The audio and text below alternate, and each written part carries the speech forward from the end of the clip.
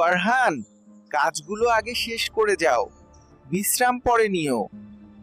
আরে দাদু, পরে করব, এখন একটু বিশ্রাম নিই। ফারহান, এখন সকাল, এই সময়টা সবচেয়ে দামি। একটু দেরি হলে কি হয় দাদু?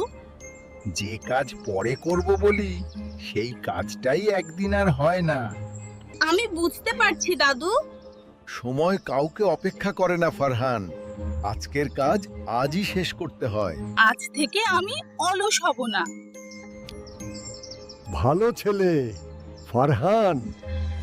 ফারহান, কোনো কাজেই ছোট হতে নেই, অলসতা করতে হবে না, সব কাজের আগে নিজের কাজগুলো শেষ করতে হবে। তারপর বিশ্রাম নেওয়া যাবে। আমি এখন থেকে সব কাজ করব আর অলসতা করব না।